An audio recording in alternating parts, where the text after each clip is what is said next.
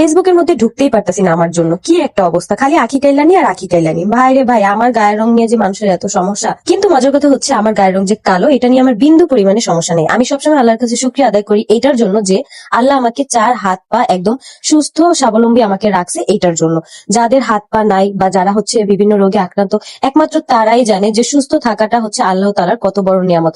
সেখানে হচ্ছে গায়ের রং কালো, এটা নিয়ে কত মানুষের কত কথা। আমি চাইলেই কিন্তু পারি আমার গায়ের রং চেঞ্জ করে ফেলতে, কারণ এখন যে আধুনিক যুগ আসছে, তোমার স্কিন টোন তুমি চাইলে একদম ব্রাইট দুধের মতো সাদা করে ফেলতে পারবা। কিন্তু আমার বিন্দু পরিমাণ ইচ্ছা নাই। যদি আমার ভবিষ্যতে কখনো ইচ্ছা জাগে, অবশ্যই আমি ফর্সা হয়ে দেখাই দিব। আমার ওইটার কোনো ইচ্ছাই নাই। এই যে আমাকে সারাদিন বলে আখি কাইলানি আখি কাইলানি, এইটা নিয়ে না সত্যি কথা আমার বিন্দু পরিমাণ কোনো কষ্ট লাগে না বা খারাপও লাগে না। যদি অন্য কিছু থাকে সেটা বলতে পারো, তাহলে আমি সেটা দিয়ে হয়তো কষ্ট পেতে পারি, আমি কানতে কানতে আমি বালিশ ভিজাই ফেলতে পারি, কিন্তু এটা নিয়ে বিশ্বাস করো আমার বিন্দু পরিমাণ খারাপ লাগে না।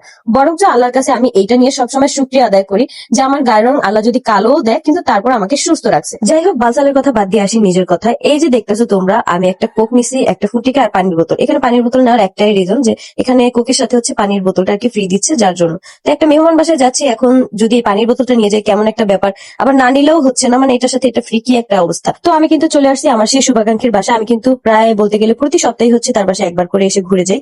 এটা হচ্ছে আমার ভালোবাসা। কিছু কিছু মানুষের ভালোবাসা ফোনের ক্যামেরাতে আনতে নেই, তো এই জন্যই কিন্তু আমি সবসময় এই ব্যাপারগুলো হাইড রাখি। তোমরা এরকম অনেক কিছু আমার জীবনে দেখবে হাইড, কিন্তু আচমকা আচমকা তোমরা এরকম এরকম সারপ্রাইজ পাবা, যেটা তোমরা আমাকে সবসময় কমেন্ট করতে, সেটাই কিন্তু তোমরা এক একদিন জানতে পারবা। তো যাই হোক, সামনে দুইটা বড় বড় গুড নিউজ আছে, যেটা সময় হলেই আমি তোমাদের সাথে শেয়ার করবো। অবশ্যই এটা আমার লাইফের একটা ভালো দিক, এই জন্য আমি তোমাদের কাছে এখন বলতেছি না। ওইটা ফুলফিল সাকসেস যদি হয়ে যায়, তাহলে অবশ্যই আমি সেই ব্যাপারটা তোমাদেরকে দেখাবো। আর তোমাদের দেখাবো না তো কাদের দেখাবো বলো? আমরা তো ভিডিও করে ইনকাম করি, অবশ্যই আমাদেরকে সবকিছু ভিডিও করতে হবে, শুধু ওয়াশরুমে যাওয়া বাদে। তো অনেকেই ভাবে যে আমরা সবসময় ভিডিও করি, এটা আমার প্রফেশন, এজন্য আমি সবসময় ভিডিও করে থাকি। তো যাদের বুঝতে অসুবিধা হবে তারা অবশ্যই আমাকে ব্লগ দিয়ে দিবেন, ভালো না লাগলে অবশ্যই ব্লক করে দিবেন, কারণ ব্লগ অপশনটা এই জন্যই আছে যে পছন্দ হলে না ব্লক করে দিলাম। তো এই যে রাতের বেলা বাসায় এসে আমার আব্বুর কাছ থেকে আমরা সালামি আদায় করতেছিলাম সবাই মিলে। সব থেকে মজার কথা হলো, আয়াস সবসময় সালামি বেশি পায়, কিন্তু আমাকে আব্বু সবসময় সালামি কম দেয়। আমি এই ব্যাপারটাই বুঝলাম না যে আমাকে তো সালামি বেশি দেওয়ার কথা, কারণ আমি আমার বাপকে কামাই করে খাওয়াই। কারণ অনেকের মতেই আর কি এই ধারণাটা যে আমি আমার বাপকে ইনকাম করে খাওয়াই, এত কিছু হ্যান ত্যান, তো সেই হিসাবে তো আমার সালামিটা বেশি পাওয়ার কথা।